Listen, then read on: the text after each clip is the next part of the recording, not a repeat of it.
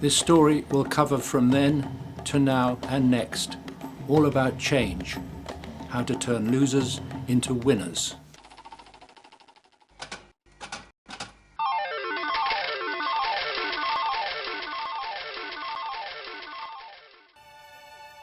Land's End, the furthest southwest point of Britain, on the edge of the Atlantic Ocean. From over there came an invader that was to transform the landscape of this country from one end to the other.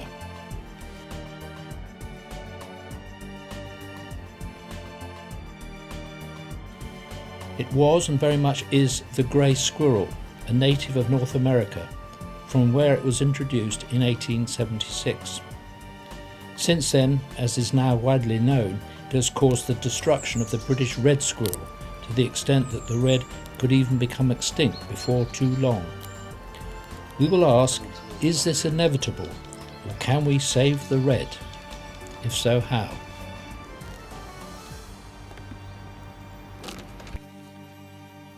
Starting near Land's End in early spring, we will travel through the year up to Scotland and back to assess the situation and report on progress in this challenge to save the red and remove the greys.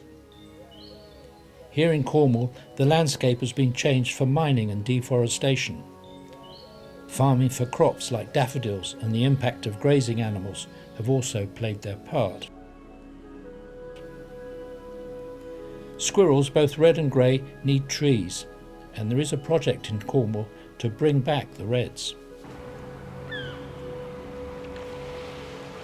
There is a geographic advantage here in the shape of the county, much of it surrounded by sea, squirrel-proof.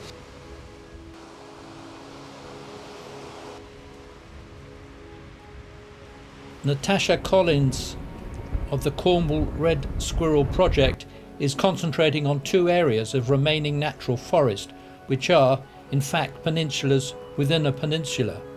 Whereas much of Cornwall is treeless and given over to farming, it is these islands of trees that may be the saviour of the red squirrel, if the competing greys are removed or kept out.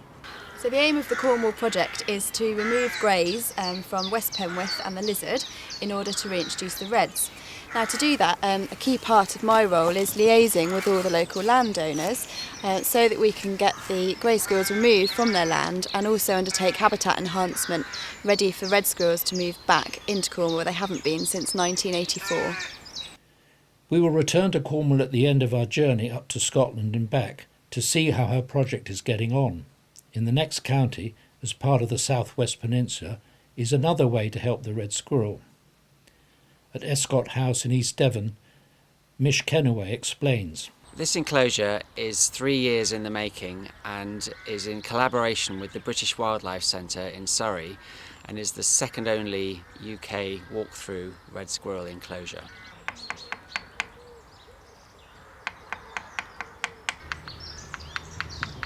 Come on then. There you go. There you go. Isn't that beautiful?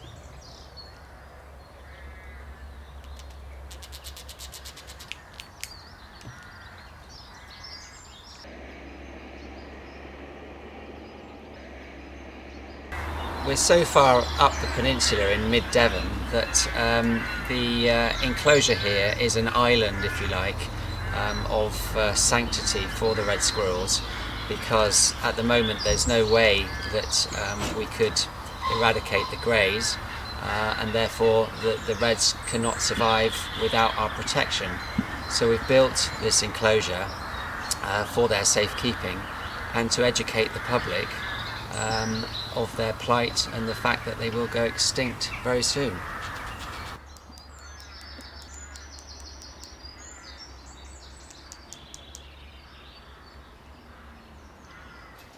And with luck, they may breed in the enclosure. We'll find out when we return from Scotland later in the year. To have the opportunity of 3/4 of an acre of sanctity for reds, where they are protected from the viruses that the grey squirrel carry, is very, very special. I'm leaving my island of red squirrel sanctuary but with the aspiration of the red squirrel being reintroduced to the peninsula of the southwest.